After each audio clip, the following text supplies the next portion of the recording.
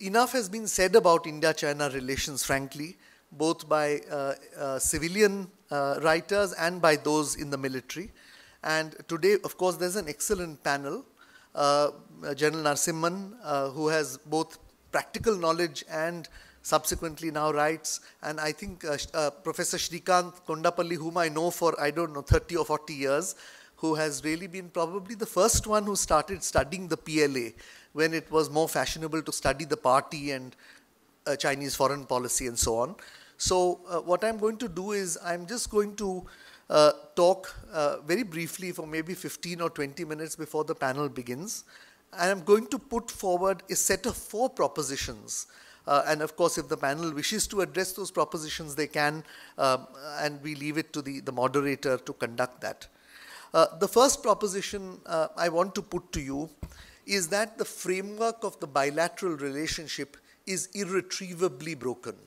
And by irretrievably broken, I mean that even if we wish to, the two countries cannot go back to the position that we had in a broader bilateral sense that was there before 2019. Galwan in 2020 was only the tipping point.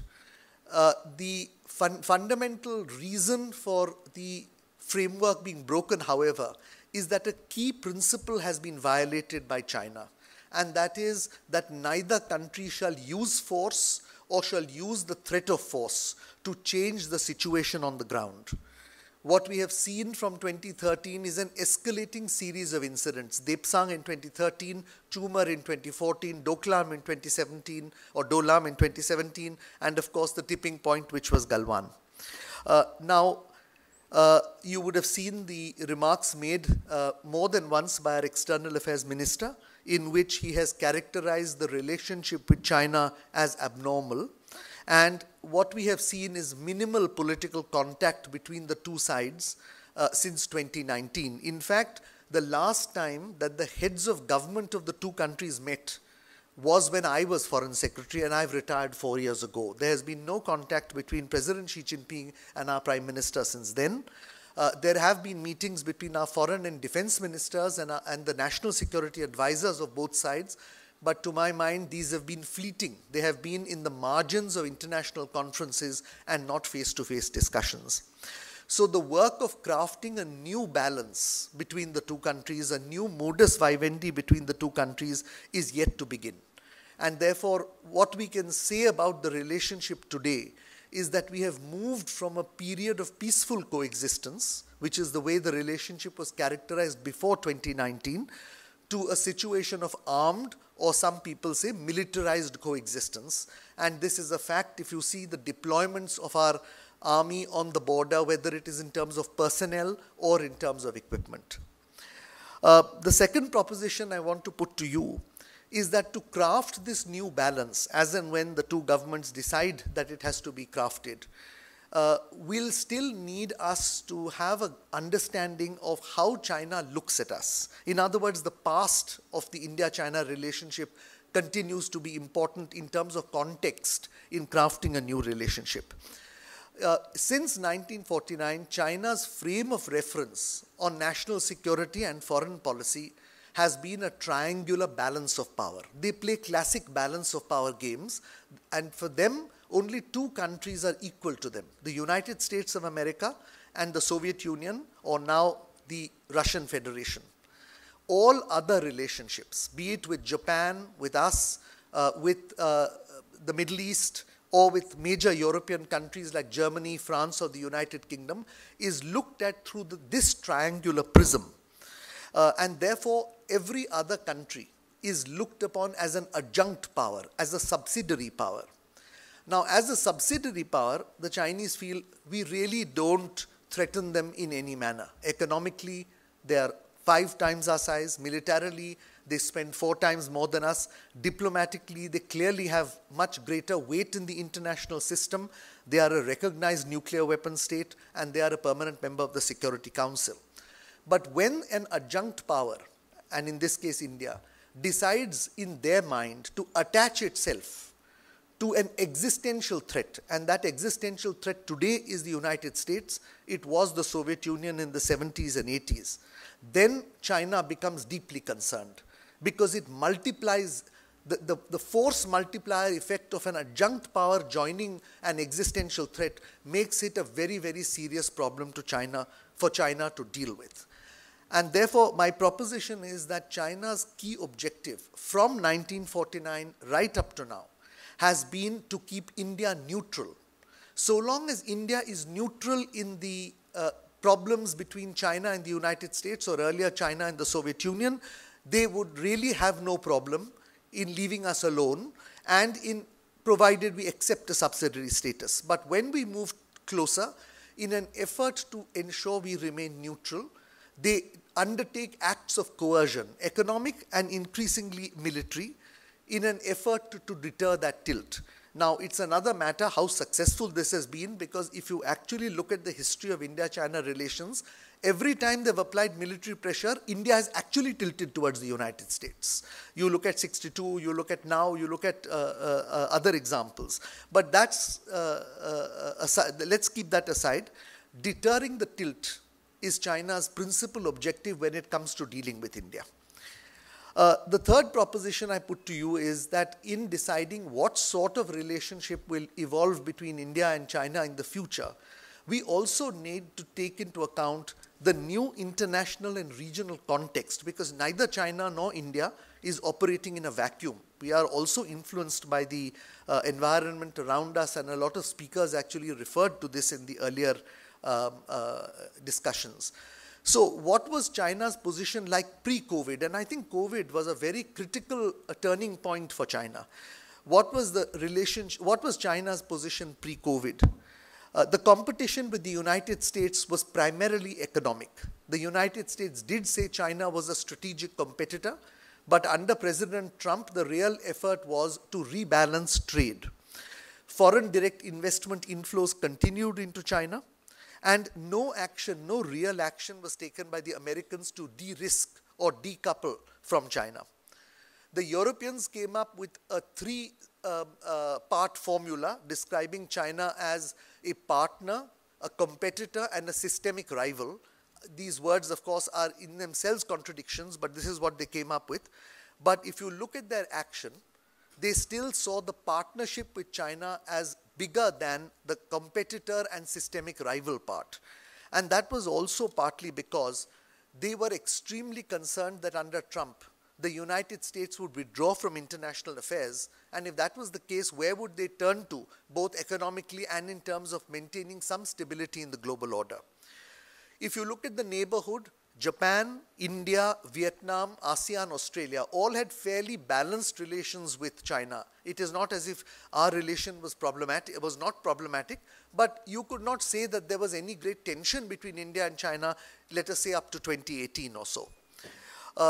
The Belt and Road Initiative was seen to be hugely successful, as was their idea of the community for the shared future of mankind. So they were able to carve out a big footprint for themselves in the global south.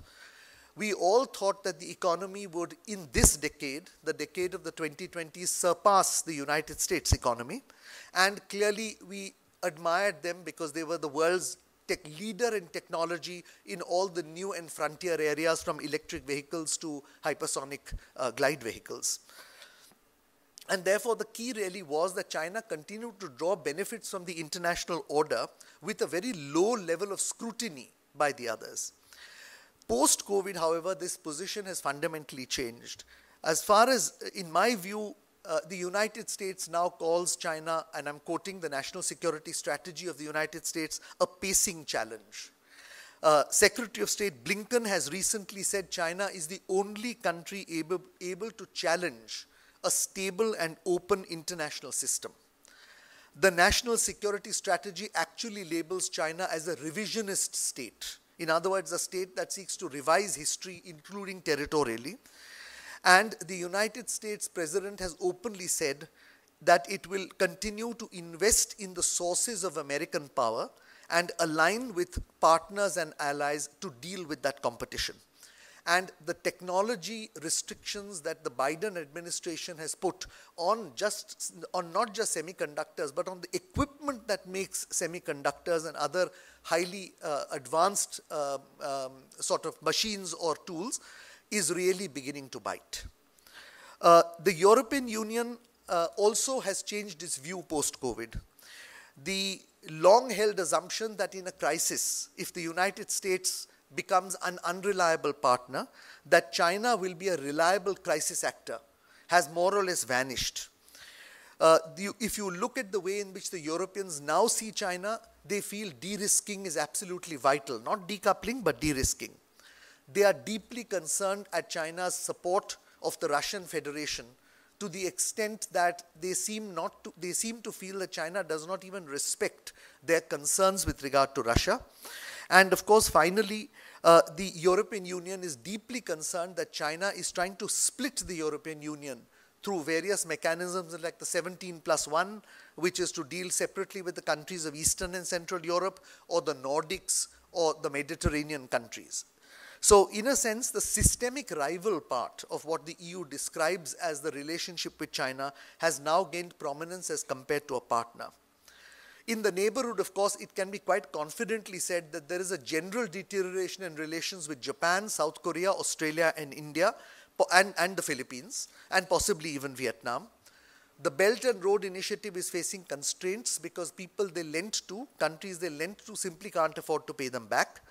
And the economy faces structural crises. Structural crises because land sales revenue, which was the principal financial engine of the government to fuel infrastructure growth, has stalled because there is a surfeit of infrastructure and nobody wants to buy property anymore. And the only way then to stimulate growth is consumption, but because of the uncertainty, nobody wants to spend money, they're all saving. And therefore, what we certainly can say is it is no longer certain that China will overtake the United States in terms of nominal GDP. I'm saying this because essentially what has happened in these 3 or 4 years, and we have to factor it into an India-China scenario, is that there are reduced certainties about China, and China is increasingly looking vulnerable. And I'm quoting President Xi Jinping when he says that the complexity and difficulty of national security issues we now face have increased significantly. There are 2 other points I want to mention about the situation within China, because we don't look at it enough. In November 2022, there was a catastrophic collapse of COVID policy. It was there one day and it just collapsed the next day. Now, for a country which invests more on its internal security than its external security and has built a surveillance state from the ground up, it is deeply surprising to me that they failed to judge the mood of the people. That's an infirmity in the Chinese system. We need to be aware of it. The second was the mass arrest of leaders of their strategic forces, the PLA Rocket Command, in the middle of 2023. The president has mounted a relentless campaign against anti-corruption. But if after 10 years he cannot create fear within the top strategic command of the country to the extent that they are either corrupt or worse, challenging his authority, then I think that too is an infirmity. The president is not perhaps in full control of the situation. I'm saying all this because we have to factor in that vulnerability that is being felt by the Chinese in any India-China relationship going forward, and that vulnerability can manifest itself either in terms of willingness to compromise or lashing out at adversaries, and we are in China's periphery.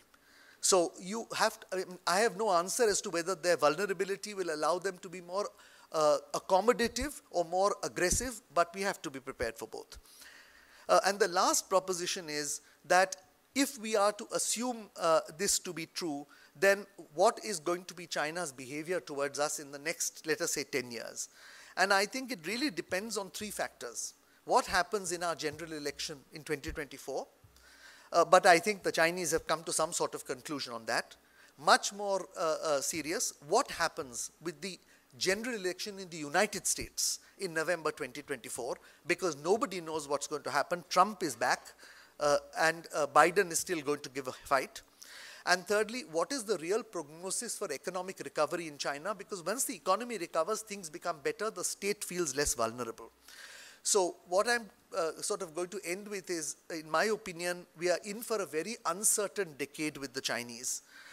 in a situation where there will be a significant power differential, because even if, as Mr. Kalyani said, by 2032 or 2033, we will be among the front ranks, that's a decade away. And this decade is crucial. We are economically behind them, militarily as well behind them, and diplomatically also we don't carry the sort of weight that China does in the international system. And therefore, to my mind, we are going to see four things happening. First, we are going to see an increase in gray zone warfare, because it is a low-cost, low-level coercion which will keep us tied down along the entire line of actual control at a huge expenditure or cost in terms of money, soldiers, and equipment. But for China, it's a lower cost option to keep you tied down all along. You don't know where they are going to act next. You have to be vigilant along that entire LAC. Second, we are going to be in a double squeeze. It's quite clear that the PLA Navy will be in the Indian Ocean. For the first time, we are facing a superpower both on the continent and in the maritime space, something we've never faced before. And we have to develop the tools for this, because so far the superpowers we have dealt with, we have a separation of geography. In this case, there's no separation in the north, and there will probably be much less of a separation in the south pretty soon. Thirdly, their effort is going to be to erode trust in our neighbors about our capacity to protect their interests. Bhutan, they want to show that, that India is helpless when they are coming into the central sector and we are unable to stop them.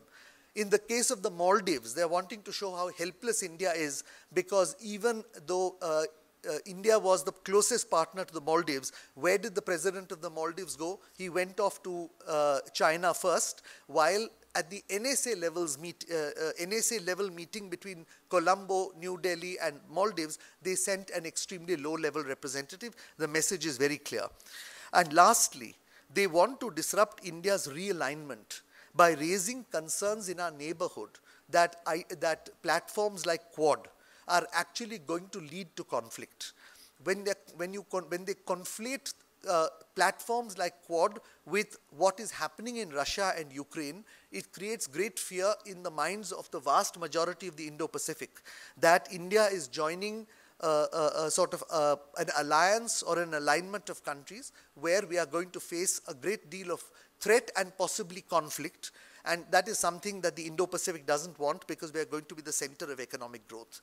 And therefore, I think the key to the next 10 years will be risk management. And I don't mean this in a military sense, I mean this in a broad political sense. We need to manage that risk for 10 years until hopefully by 2032 or 2035 we actually narrow the gaps. And I think for this, there is no other alternative but to walk on two legs. Deterrence, of course, must be done and is being done very robustly by this government, but there is no option to talking, ladies and gentlemen. If you don't talk, the chance of a mishap increases. And I do get pushback from many suggesting that we should not be talking to the Chinese. But I want to remind all of you, because you are soldiers, of what happened in Sumdurongchu in 1987. I was a junior officer, but very much involved in those negotiations. We stood our ground on the ridges, the Hatungla, Lungrula, Sulura ridge, for 7 years, but it didn't stop us talking. And at the end of the talk, we found a solution which served our interest. Now, if we can do it then, we can do it now. And I therefore believe, unless we walk on two legs, talk and deter, we might, going down the road, have a problem. Thank you, ladies and gentlemen, and I'm sure that the panel is going to sort of have a very interesting discussion. Thank you.